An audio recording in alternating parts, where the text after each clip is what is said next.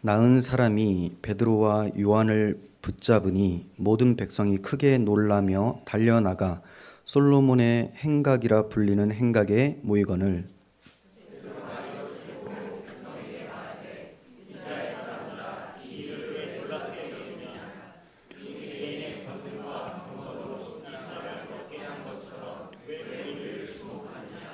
아브라함과 이삭과 야곱의 하나님 곧 우리 조상의 하나님이 그의 종 예수를 영화롭게 하셨느니라. 너희가 그를 넘겨주고 빌라도가 놓아주기로 결의한 것을 너희가 그 앞에서 거부하였으니 도리어 살인할 사람을 놓아주기를 구하여 생명의 주를 죽였도다. 그러나 하나님이 죽은 자 가운데서 그를 살리셨으니 우리가 이 일의 증인이라. 이름의 믿음으로 그 이름이 너희가 보고 아는 이 사람을 성하게 하였나니 예수로 말미암아 믿음이 너희 모든 사람 보소. 형제들아 너희가 알지 못하여서 그리하였으며 너희 관리들도 그리한 줄 아노라.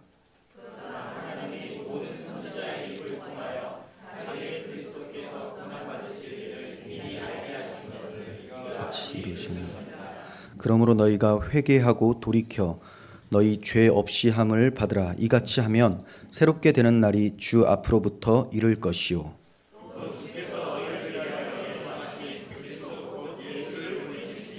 하나님이 영원 전부터 거룩한 선지자들의 입을 통하여 말씀하신 바 만물을 회복하실 때까지는 하늘이 마땅히 그를 받아두리라. 오사 말하여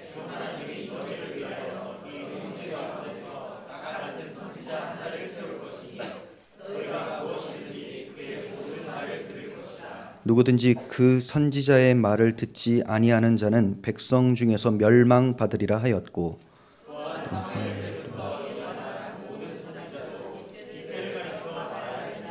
너희는 선지자들의 자손이요 또 하나님이 너희 조상과 더불어 세우신 언약의 자손이라. 아브라함에게 이르시기를 땅 위의 모든 족속이 너의 씨로 말미암아 복을 받으리라 하였으니 하나님이 그 종을 세워 복을 주시려고 너희로 하여금 돌이켜 각각 그 악함을 버리게 하셨느니라. 아멘. 네, 오늘은 베드로의 두 번째 설교와 회개 촉구입니다. 베드로의 두 번째 설교와 회개 촉구라는 제목으로 말씀을 전하도록 하겠습니다.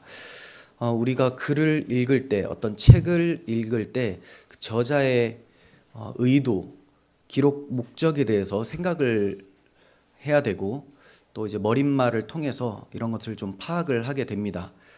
책을 다 읽었음에도 그 목적이 무엇인지를 모른다면 책을 제대로 읽었다라고 할 수가 없는 것이죠. 성경책을 우리는 늘 봅니다. 이렇게 보고 읽고 묵상하는데 과연 저자의 의도대로 해석을 하고 적용하고 묵상을 하고 있는지 점검을 해봐야 되겠습니다. 성경이 증거하는 바가 무엇이고 또 하나님께서 성경을 주신 목적이 무엇입니까? 이건 예수님께서 말씀하셨는데 너희가 성경에서 영생을 얻는 줄 생각하고 성경을 연구하거니와 이 성경이 곧 내게 대하여 증언하는 것이니라. 이렇게 말씀하셨어요. 성경에서 영생을 얻는다. 그러니까 성경은 믿는 자들로 영생을 얻게 하려 하십니다. 그리고 그 믿는 내용이 뭐냐? 바로 성경 전체가 다 내게 대하여 증언하는 것, 예수 그리스도에 대한 증거라고 해요. 그러니까 예수 그리스도를 믿으면 영생을 얻는다라는 것이 성경의 핵심이며 하나님께서 성경을 우리에게 주신 목적입니다. 이 점은 부활하신 주님께서 엠마오 길에서 제자들을 만나 하신 말씀에서도 잘 나타나 있습니다. 누가복음 24장 44절을 보시면 내가 너희와 함께 있을 때 너희에게 말한 바 곧 모세 율법과 선지자의 글과 시편에 나를 가리켜 기록된 모든 것이 이루어져야 하리라 한 말이 이것이라. 네, 모세 율법과 선지자의 글과 시편이라고 말씀을 했는데 이것은 구약 성경 전체를 얘기를 하는 거예요. 구약 성경 전체에서 나를 가리켜 기록된 모든 것이 이루어져야 한다라고 했는데 그게 바로 이거다. 이렇게 말씀하세요. 그러니까 구약 성경 전체는 다 예수가 바로 그리스도시다라는 것을 가르쳐 주고 있는 것이고, 그 구체적인 내용이 뭐냐? 바로 이것이다. 예수님 말씀하시는 거죠. 이것. 그게 뭐냐면 예수님이 지금 죽으시고 부활하셔서 제자들에게 나타나신 거예요. 그러니까 내가 이렇게 살아서 나타난 것이 구약 성경 전체에서 증거하고 있었던 바다. 이렇게 말씀을 하고 있는 거죠.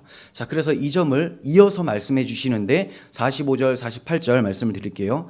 이에 그들의 마음을 열어 성경을 깨닫게 하시고, 자, 마음을 열어서 성경을 깨닫게 하셨는데 깨달은 그 내용이 뭐냐? 또 이르시되 이같이 그리스도가 고난을 받고 제3일에 죽은 자 가운데서 살아날 것과 또 그의 이름으로 죄사함을 받게 하는 회개가 예루살렘에서 시작하여 모든 족속에게 전파될 것이 기록되었으니 너희는 이 모든 일의 증인이라.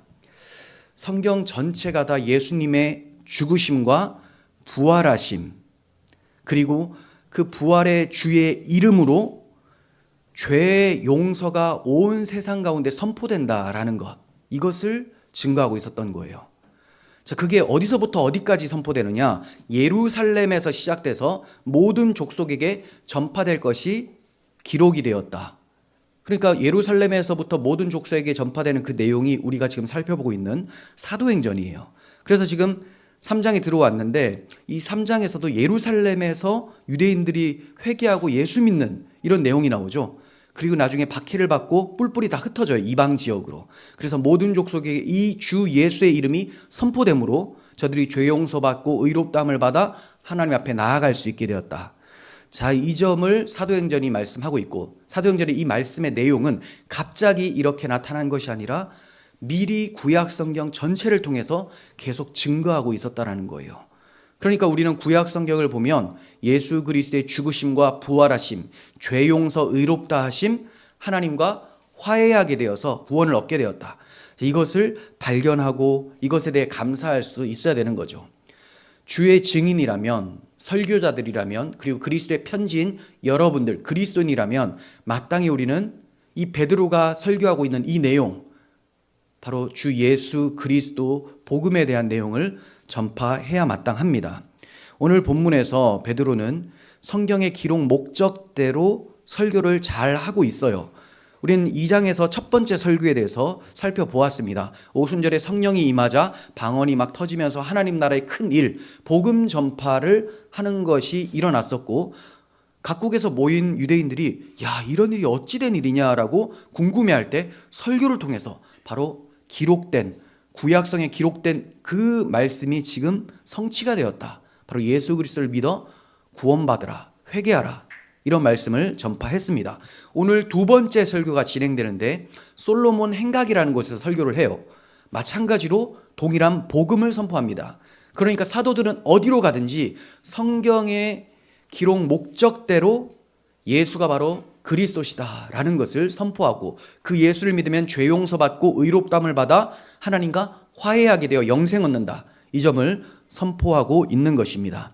이런 복음 설교로 초대교회는 새 생명을 얻게 되었고 힘과 용기를 얻고 소망을 얻을 수가 있었던 거예요.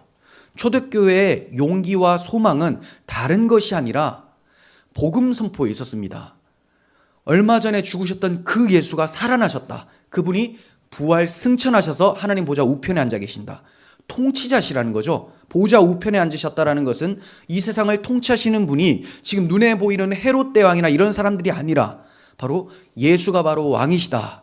이것 때문에 위로와 힘을 얻고 소망을 얻을 수가 있었던 거예요.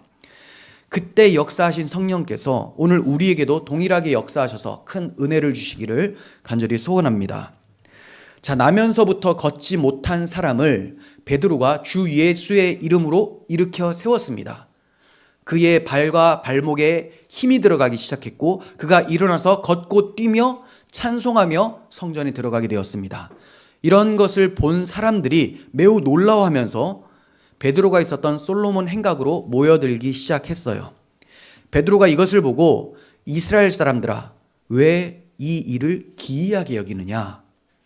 우리 개인의 권능과 경건으로 이 사람을 걷게 한 것처럼 왜 우리를 주목하느냐? 이렇게 말을 합니다. 그러니까 베드로가 이상하게 여긴 것은 너희들은 지금 이 일이 이상한 일로 보는데 내가 볼 때는 너희가 이상하다.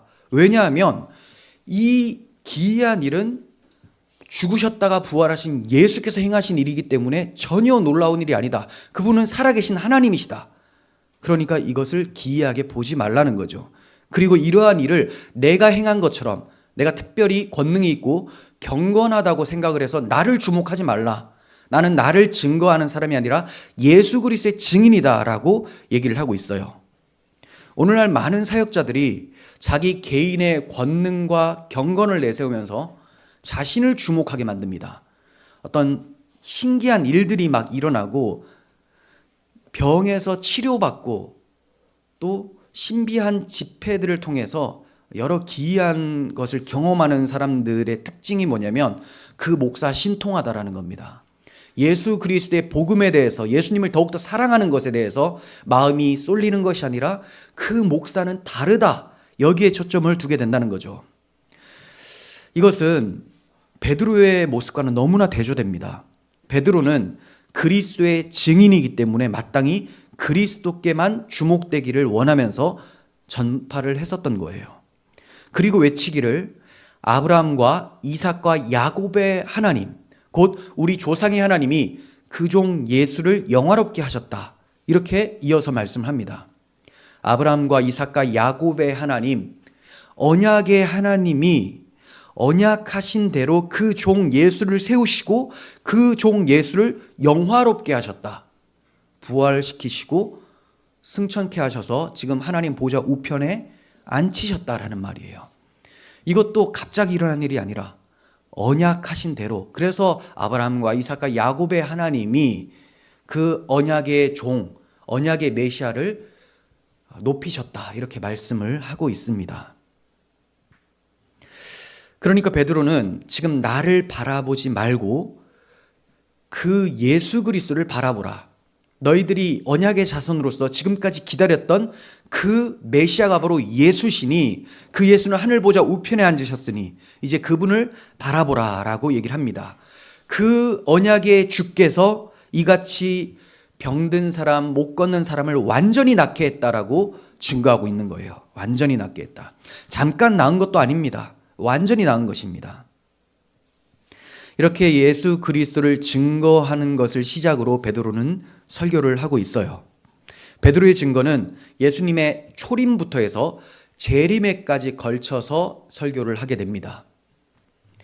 베드로는 우선적으로 예수 그리스도의 죽으심과 부활을 증거합니다. 당시 상황이 십자가에서 예수님이 죽으신 지 불과 2달이 채 되지 않은 시점이었어요. 그러니까 제자들의 마음에는 죽으셨다가 끝난 것이 아니라 다시 사신 예수님이 굉장히 중요하고 그 부활의 예수님을 전파해야지만 예수님의 죽으심이 헛된 것이 아니라 그냥 괴로워서 죽으시고 이런 내용이 아니라 우리 죄를 위하여서 죽으신 하나님이시다라는 것을 전파하게 되는 것이죠. 그래서 그들의 머리에는, 그들의 마음에는 그 예수가 부활하셨다. 여기에 핵심이 있었던 거예요. 베드로는 4가지를 들어서 설명을 합니다. 첫 번째, 너희가 그 예수님을 넘겨주었다라는 거예요. 재판관에게 넘겨주었다. 그 재판관이 빌라도예요. 근데 빌라도가 그를 놓아주기로 결의했는데 너희가 그 앞에서 그 예수를 거부했다라고 2번째로 얘기를 하고 있어요. 2번째. 그리고 또 3번째는 너희가 거룩하고 의로운 일을 거부하였음에도 도리어 이제 살인한 사람을 놓아주기를 구하였다.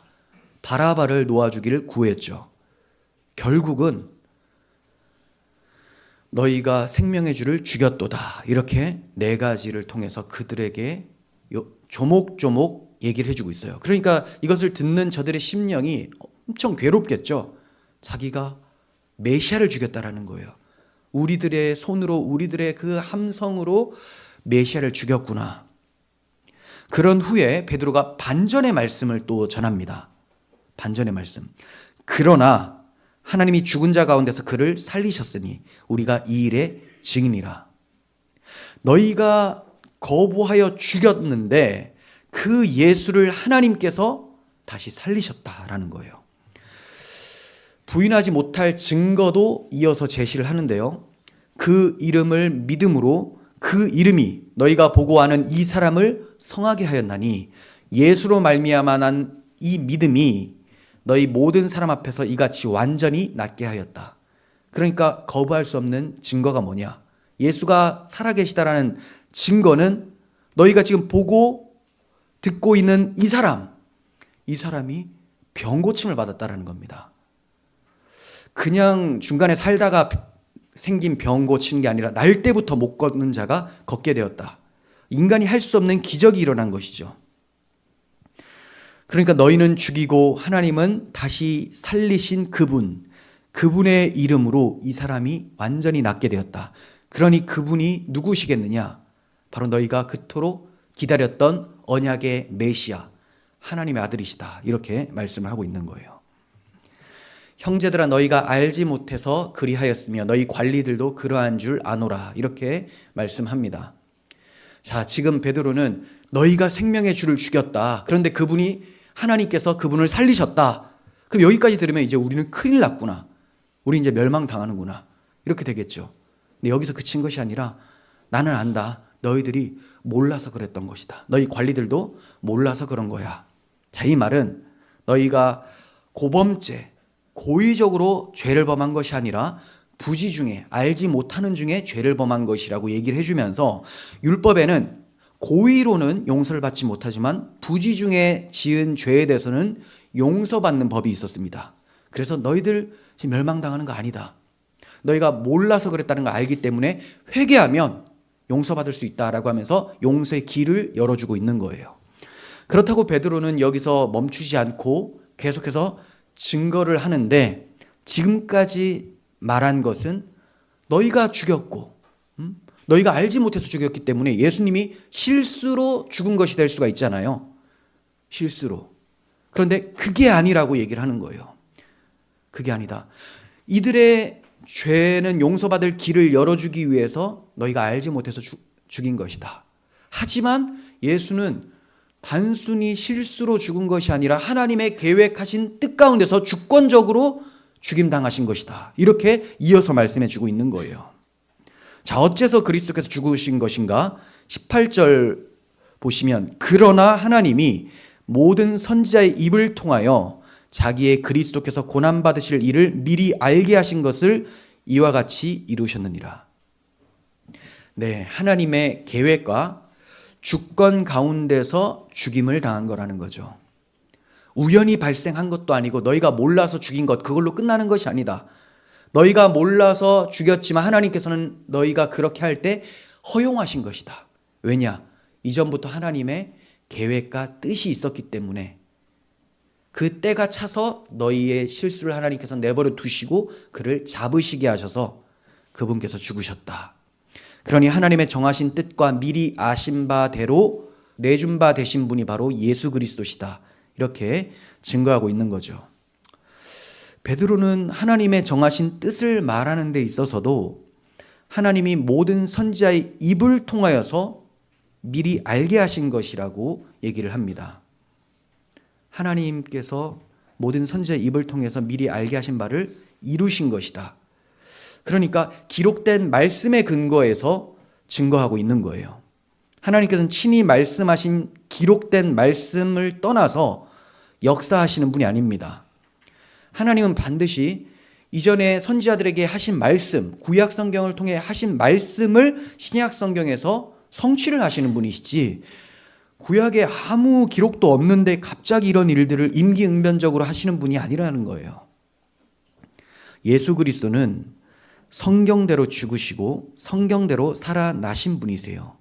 그래서 예수님께서 무슨 일을 하실 때마다 기록되었을 때 이런 말씀을 인용하시면서 자신의 사역을 펼치셨고 결국 말씀대로 십자가에서 죽으시고 말씀대로 부활하시고 말씀대로 승천하셔서 하나님 보좌 우편에 앉으신 거예요. 베드로는 계속해서 그러므로라고 합니다. 그러므로. 그러니까 이런 뜻이 있는 거죠. 그러므로에는 하나님이 미리 알게 하신 그리스도께서 고난받으실 일, 이것을 그와 같이 이루셨다면, 십자가에서 죽으심을 이렇게 이루셨다면, 그리고 너희가 알지 못해서 그렇게 한 것이라면, 그리고 죽은 자 가운데서 살아나신 예수 그리스도께서 이같이 이 사람을 완전히 낫게 하신 것이라면, 이런 뜻을 얘기하고 있죠. 그래서 그러므로 이제 뭐 해야 되느냐? 회개해야 된다는 거예요. 그러므로 회개를 해라. 그분은 미리 정하신 뜻대로 그리스도를 내어주셨다. 너희는 알지 못하고 행했다. 그러므로 이제 회개해야 된다. 그러면 예수님께서 십자가에서 죽으신 목적이 뭡니까? 회개해서 너희를 살리시게 하기 위해서 대신 죽으셨다라는 겁니다. 그러니까 그분의 죽음이 그냥 아무 의미 없이 죽는 죽음이 아니라, 너희가 지금 회개하고 그분을 믿으면 너희는 살게 된다. 그분은 너희를 대신하여 죽으신 것이다. 근데 너희가 회개하지 않고 그분을 믿지 않는다면 이제 그분의 죽음과 너희는 아무 상관이 없게 되어서 너희 죄값을 너희가 받아 멸망당하게 된다. 그러니 회개하라. 그러므로 회개하라. 이렇게 얘기를 하고 있는 거예요. 19절 상반절 보시면 그러므로 너희가 회개하고 돌이켜 너희 죄 없이 함을 받으라 라고 하죠. 첫 번째 설교에서도 베드로는 회개를 촉구했습니다. 근데 이번에도 동일하게 회개를 촉구하고 있어요. 회개한다라는 말은 믿는다라는 것과 연결이 되는 말입니다. 그러니까 회개만 하고 믿지는 않는다라는 건 없어요. 회개는 내가 지금 잘못된 길을 가고 있었는데 길을 바꿔서 올바른 길을 가는 거예요. 이걸 믿음이라고 해요. 이전에는 나만을 믿고 나의 행위를 의지해서 나아가고 있었는데 이것의 방향을 바꿔서 나를 대속하신 주 예수 그리스도를 믿는 것. 그래서 회개한다는 말은 믿는다는 말과 똑같은 겁니다. 회개하라. 네가 잘못된 것을 인정하고 그분을 믿으라 라고 해요. 그러면 뭐가 임한다고요? 죄가 없이함을 받는다. 죄 용서함을 받는다. 분명히 나는 죄를 지었는데 그 예수님을 믿으면, 회개를 하면 내 죄가 그 예수님의 십자가에서 다 처리가 된 것으로 여겨주시겠다라는 거예요. 그렇게 되면 하나님의 법정에서 내가 어떤 자로 선포가 되느냐? 죄가 없이함을 받았으니까 의롭다라는 의인으로 선포가 됩니다. 그러면 이제 의라는 것은 왜 필요합니까? 하나님과 관계를 맺는 데 필요한 거예요. 의라는 것은. 의로우신 하나님 앞에 나아갈 수 있는 자는 의인밖에 없어요. 그런데 우리는 죄인이기 때문에 멸망당해야 되는데 그 멸망당해야 될 심판을 예수께서 가져가셨으니 너희가 회개하고 그분을 믿으면 죄 용서함을 받아 죄가 없어지니 하나님 그렇게 보실 것이니 이제 의롭다함을 받아서 하나님 앞에 나아갈 수 있게 된다. 이것을 말씀하고 있는 것입니다. 베드로 사도는 회개하여서 죄 용서를 받으면 새롭게 되는 날이 주 앞으로부터 이를 것이다. 이렇게 말씀을 합니다. 새롭게 하는 날이 이르게 된다. 새롭게 하는 날이 뭘까요? 뭔가 변화가 일어난다, 새로워진다라는 건데 우리는 지금 이 새롭게 하는 날을 일시적으로 제한적으로 경험을 하고 있습니다. 그게 뭐냐면 죄사함을 받고 성령을 받게 되면 거듭나게 되죠. 이 거듭난 자가 누리게 되는 기쁨이 바로 새로운 피조물이 경험하게 되는 구원의 기쁨입니다. 이것이 바로 새롭게 되는 날의 일부분이라고 할 수 있어요. 하지만 여기서 베드로가 궁극적으로 얘기하고자 하는 것은 재림의 날에 임하게 될 성도의 완전한 영화로움, 구원의 기쁨이에요. 재림의 날에 임하게 될, 우리가 경험하게 될 완전한 영광, 구원의 기쁨입니다. 그래서 이어지는 20절에서 또 주께서 너희를 위하여 예정하신 그리스도 곧 예수를 보내시리니 이렇게 재림의 날을 말씀하고 있는 거예요. 그러니까 새롭게 되어지는 날은 예정하신 그리스도를 하나님이 보내시는 그날에 너희에게 이르게 된다라는 것이죠. 회개하는 자는 구원의 기쁨을 현세에서 누리며 살 것이고 마침내 주 예수께서 받으신 그 영광에 참여해서 온전한 기쁨과 영광을 누리게 될 것이다. 이것을 베드로가 선포하고 있어요. 그러니까 얼마 전까지는 자기들이 하나님의 아들을 죽인 죄 때문에 괴롭고 두렵고 무서울 수가 있었는데 베드로는 그것이 끝이 아니라 너희를 위해서 그분이 죽으신 거다. 하나님이 너희의 그 죄악을 허용하셔서 자기 아들 잡으신 거다. 왜? 너희를 살리기 위해서. 하나님과 너희가 함께 화목하여서 영원토록 영생을 얻도록 하기 위해서 그 예수를 잡으신 거다. 그러니 너희가 할 것은 회개하고 참 마음과 온전한 믿음으로 하나님 앞에 나아가는 것뿐이다. 이렇게 가르쳐주고 있는 것이죠. 20절을 다시 보시면 또 주께서 너희를 위하여 예정하신 그리스도 곧 예수를 보내시리니 라고 합니다. 여러분, 그리스도의 초림도 예정하신 대로 보내주신 거였어요. 예정하신 대로. 하나님은 항상 약속하시고 약속대로 성취하시죠. 약속대로 죽으셨습니다. 약속대로 부활하셨어요. 약속대로 하나님 보좌 우편에 앉으셨습니다. 이제 예정하신 대로 약속하신 대로 무엇만 남았습니까? 예수님의 다시 오심만 남았다라는 거죠. 그러니까 이거 하나만 빼고 하나님께서 다른 건 다 이루시는데 요거 하나만은 이제 그만할란다 이런 게 있을까요? 반드시 이루어진다는 겁니다. 그러니까 반드시 우리도 새롭게 되는 날이 이르게 된다는 것이죠. 그리스도의 죽으심과 다시 사심, 재림을 증거한 베드로는 그렇다면 그리스도께서 어디에 계시다가 재림한다라고 얘기를 하고 있습니까? 지금 예수님은 여기 안 계세요. 그럼 어디에 계시느냐? 만유를 회복하실 때까지는 하늘이 마땅히 그를 받아두리라 라고 합니다. 그러니 하나님 보좌 우편에 앉아 계시다는 거예요. 그리스도께서 하나님 우편에 앉아 계신다는 사실이 오늘날 우리에게는 크게 놀랍지 않고 너무 당연한 일로 받아들여질 거예요. 하지만 당시 이 말을 듣고 있는 청중들에게는 너무나 놀라운 일이고 경악할 만한 일이고 무서운 일입니다. 자신들이 얼마 전에 죽인 예수가 바로 하나님 보좌 우편에 앉아 계시니 그분이 왕이신 하나님이시라니 이제 큰일 난 것이죠. 그가 하나님이시며 지금 이 세상을 통치하고 계신다는 말이 하늘이 마땅히 그를 받아두리라 라는 표현이에요. 그분이 하늘에서 온 세상을 통치하신다, 왕이시다라는 거죠. 이게 얼마나 놀랍고 유대인들 입장에서 받아들일 수 없을 만큼 무서운 말이냐면 예수님께서 대제사장들 앞에서 이후에 인자가 권능의 우편에 앉아 있는 것과 하늘 구름을 타고 오는 것을 너희가 보리라 라고 말씀하셨을 때 저들이 너무나 화가 나서 참람하다라고 말하면서 옷을 찢었습니다. 그러니까 이거는 인간이 어떻게 하나님 보좌 우편에 앉아서 하늘 구름 타고 온다고 하느냐, 말도 안 되는 말이다, 이렇게 여겼던 그런 말씀이라는 거예요.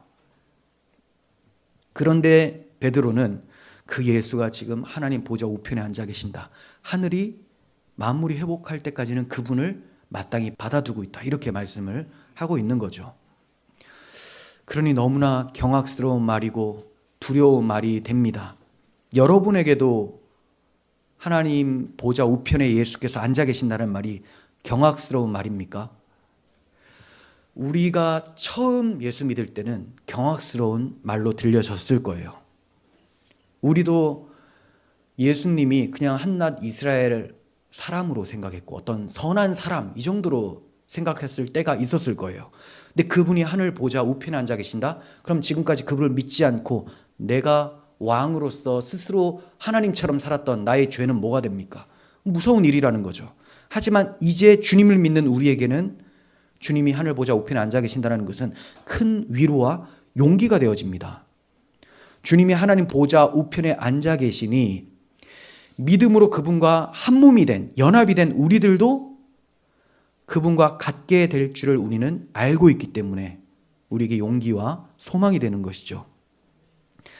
베드로는 첫 번째 설교에서도 주님의 승귀에 대해서 전했는데 이때도 기록된 말씀을 통해서 전파했습니다.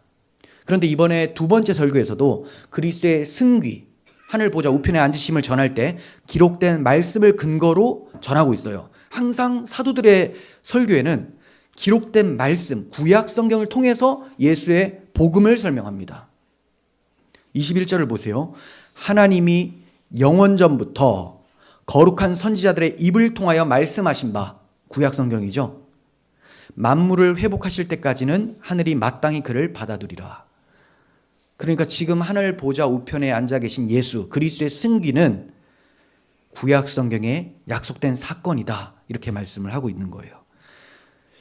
그러니까 최고의 권위, 최종적인 권위는 하나님 말씀에 있습니다. 우리가 전도를 할 때 또 논쟁을 할 때도 항상 하나님 말씀을 최고의 권위로 삼아서 해야 되고, 또 우리의 신앙도 그렇습니다. 내가 경험한 건 믿겠다 이게 아니라 내 경험이 틀릴 수가 있어요. 잘못된 경험일 수 있다는 거죠. 종교적 열심에서 나온 다른 종교 사람들이 경험하는 것을 경험해놓고 이게 기독교적 경험이다라고 자신해서는 안 된다는 거죠. 성경에 기록된 내용대로 믿고 경험하는 것이 올바른 것입니다. 베드로는 그리스도께서 언제까지 하늘에 계신다고 말씀을 하고 있습니까? 만물을 회복하실 때까지는, 만물을 회복하실 때까지. 여기서 중요한 단어가 회복인데요. 회복이라는 것은 파괴되었던 것을 다시 복구시키는 거잖아요. 하나님의 구원 사역이라는 것이 파괴되었던 것을 다시 복구시키는 회복 사역이에요. 회복의 역사. 그러면 만물을 회복하게 하실 때가 언제일까요? 언제 만물이 다 회복됩니까? 주님이 오시는 그때, 재림의 때죠. 근데 그때는 만물이 원상복구되는 차원을 넘어섭니다. 회복이라고 하면 그냥 원래 그대로만 돌아가는 정도로 많이 생각을 하는데, 하나님의 회복은 이것을 초월합니다. 자, 이전에 망가지기 전의 모습보다 더욱 영광스러운 모습으로 회복이 된다는 거예요. 그래서 회복이라고도 하고 새 창조라고도 하고 재창조라고도 표현하는 것이, 재창조, 이전의 것을 회복하는 건데 이전보다 더욱 영광스럽기 때문에 새 창조라고도 얘기를 하는 것이죠. 우리 성도들이 속으로 탄식하고 고대하는 바가 몸의 구속이에요. 지금 우리 이 몸 때문에, 이 썩을 몸 때문에 굉장히 고생하잖아요. 근심도 있고 병도 찾아오고 죽음이라는 것이 있습니다. 근데 이 몸의 구속도 만물이 회복될 때 아담이 처음 가졌었던 그 몸의 상태 정도, 그 정도로만 회복이 되는 것이 아니라 주님께서는 우리 낮은 몸을 자기 영광의 몸의 형체와 같이 변화시켜 주시겠다라고 말씀해 주셨습니다. 그러니까 주님의 영광의 몸의 상태는 절대로 타락할 수도 없는 그런 상태까지 회복이 된다는 거죠. 그때 우리는 하늘에 속한 자의 형상을 입게 될 거예요. 하나님께서는 악을 선으로 갚으셔서 더욱 영광스러운 상태에 이르게 하실 것입니다. 그러니까 이스라엘 백성들이 부지 중에 그리스도를 죽일 때 하나님께서는 그것을 허용하셨죠. 악을 사용하셔서 선으로 갚으셔서 이전보다 더욱 영광스러운 모습으로 우리에게 상으로, 영광스러운 상으로 주실 거라는 거예요. 바로 주께서 재림하실 그때에 그렇게 해주십니다. 성경은 이러한 회복을 말씀하고 있어요. 그러므로 우리는 그날을 소망 중에 기다리며 살아가는 거예요. 그때까지는 하늘이 마땅히 그를 받아두리라 라고 말씀합니다. 그 후에 하나님의 때가 찬 경륜이 되면 이제 예정하신 그리스도를 보내주시면 우리는 재림의 주를 만나게 되고 새롭게 되는 날을 경험하게 될 것입니다. 하나님께서 시작하신 만물을 회복하시는 구속사역이란 그리스도의 초림이나 죽음이나 부활이나 승천이 끝이 아니에요. 재림하셔야지만 구속사역은 완전히 완성이 됩니다. 만일 그리스도의 재림이 없다면 주님의 초림, 죽으심, 부활하심, 승귀 아무 의미가 없게 됩니다. 어차피 완성을 하지 않으실 거면 예수님이 오실 이유조차가 없었겠죠.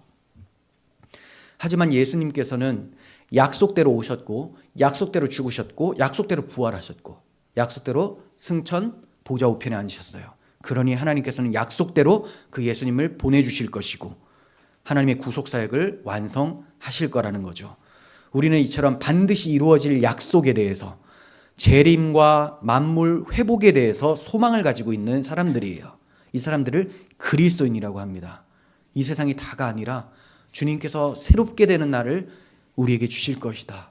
이걸 확실하게 믿으면서 살아가는 사람들, 이게 그리스도인들입니다.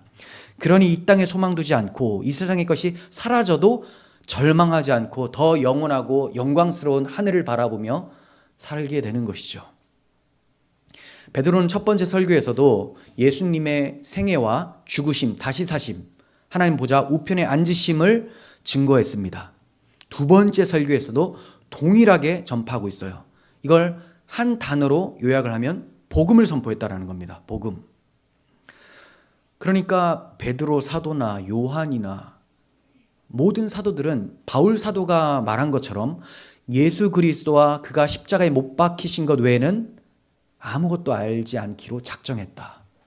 그 십자가와 예수 그리스도만 알기로 작정했다라는 것이 이들에게도 동일한 고백이 되어지는 것이죠. 그들은 어디로 가든지 그리스도와 그분의 십자가에 못 박히신 복음만을 선포하며 살았던 거예요. 그런데 오늘날 그리스도의 증인이라고 하는 사람들이 정말 그리스도와 그분의 십자가에 못 박히신 것만 알기로 작정하고 그것만 선포하고 있습니까? 그렇다면 많은 교인들이 교회 찾는다고 힘들어하지 않을 거예요. 교인들은 복음을 듣기를 원하고 십자가만 알기를 원하는데 선포하는 내용들은 십자가 외에 다른 것을 전하니 성도들의 영혼이 피폐해지고 있는 것이고 교회가 힘을 잃고 있는 것이죠. 복음을 전하는 사람도 그리스도의 증인이라면 복음만 전해야 되고, 그리고 여러분들 성도들도 그리스도의 향기고 그리스도의 편지다라고 한 것처럼 그리스도만 알기를 작정하셔야 됩니다. 이렇게 교인들이 그리스도만 원한다면 말씀을 전하는 사람도 경각심을 가지고 내가 정말 그리스도만 전해야 되겠다라고 할 수가 있습니다.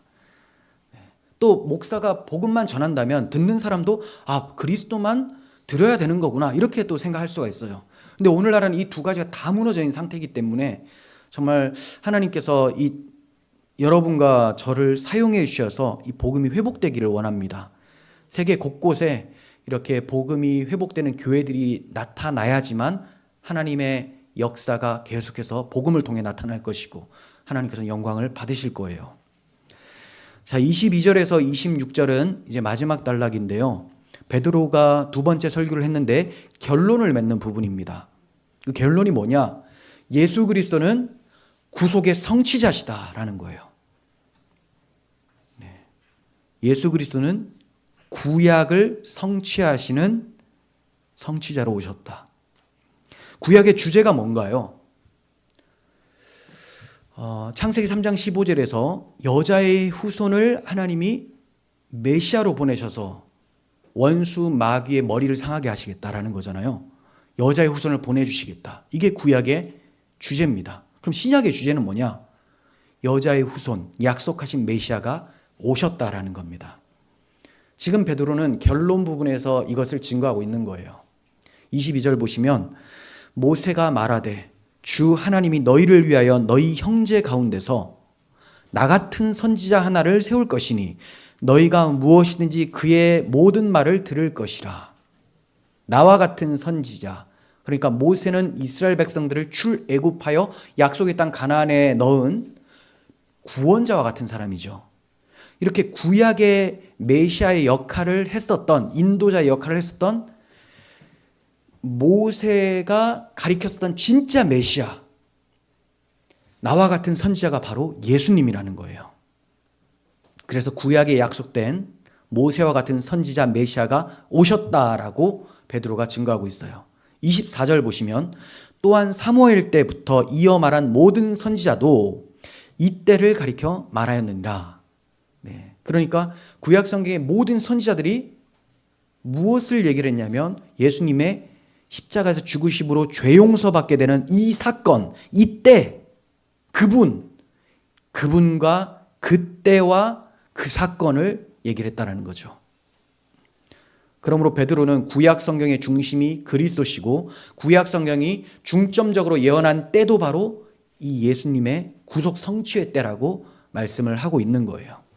이어서 베드로는 더 거슬러 올라가서 아브라함 때까지 증거를 하고 있습니다.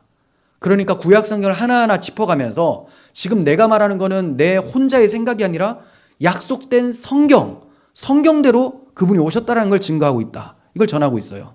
그래서 이제 어디까지 거슬러 올라가느냐? 아브라함 때까지 올라가게 되는데 25절 보시면 너희는 선지자들의 자손이요 또 하나님이 너희 조상과 더불어 세우신 언약의 자손이다. 선지자들의 자손.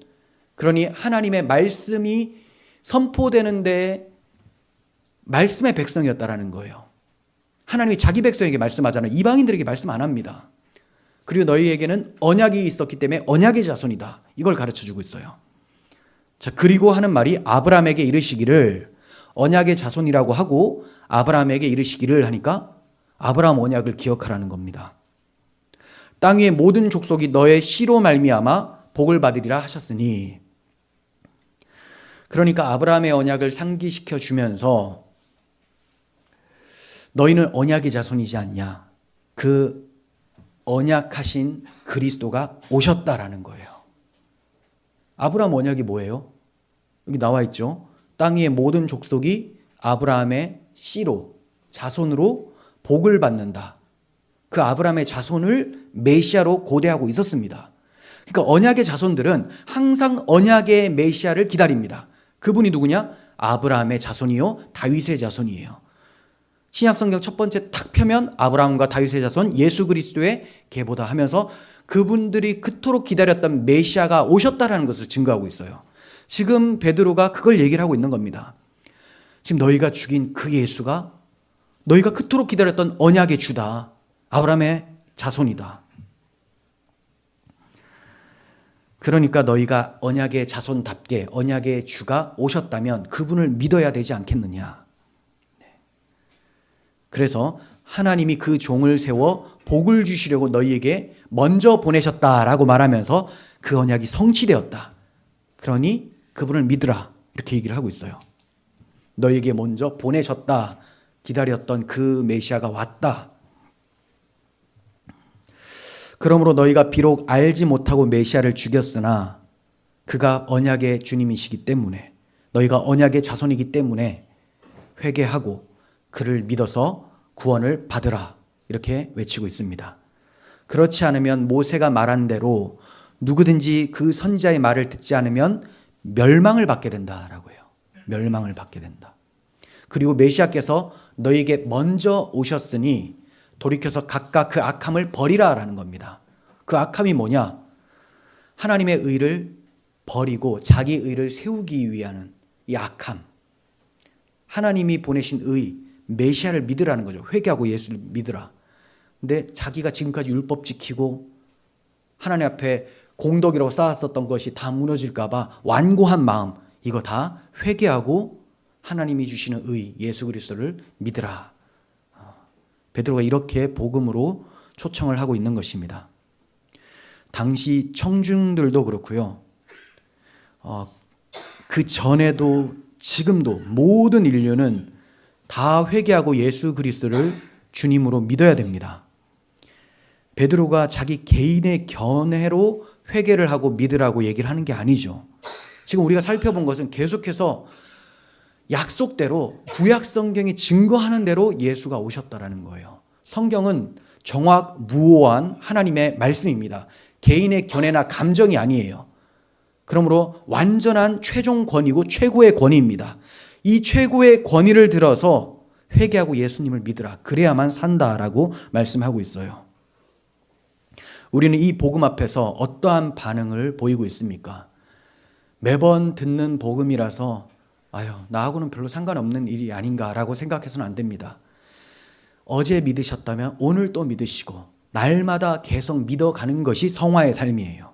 성화는 그냥 도덕적인 것 하나 더 하는 것을 성화라고 하는 것이 아니라 내가 회개하고 예수 믿은 바를 날마다 내 입술로 고백하고 그분을 계속 믿어가는 것, 그게 성화고, 그러한 믿음에 계속되는 고백 가운데에서 나타나는 열매가 도덕적 선행입니다. 예수 그리스도는 구약의 성취자로 오셨습니다. 그분이 바로 우리의 주님이십니다. 우리는 마침내 주님 다시 오시는 그날에 새롭게 되는 날에 이르게 될 것이고 영광의 주를 보게 될 것입니다. 기도하겠습니다. 하나님 아버지, 이스라엘 백성들이 알지 못하여 주 예수님을 십자가에 못 박고 하나님의 의를 버려버렸습니다. 오늘 이렇게 복음이 밝히 드러났음에도 주 예수를 거부하고 완고한 마음이 있다면 용서해 주시고 주 예수 믿을 수 있는 회개의 심령 허락하여 주시옵소서. 주를 믿고 새 사람 되어 이제 새롭게 되는 재림의 날을 바라보며 하나님과 동행하며 이 세상을 넉넉히 이기며 사는 저희 모든 사람들이 되게 하여 주옵소서. 우리 구주 예수 그리스도의 이름으로 기도합니다. 아멘.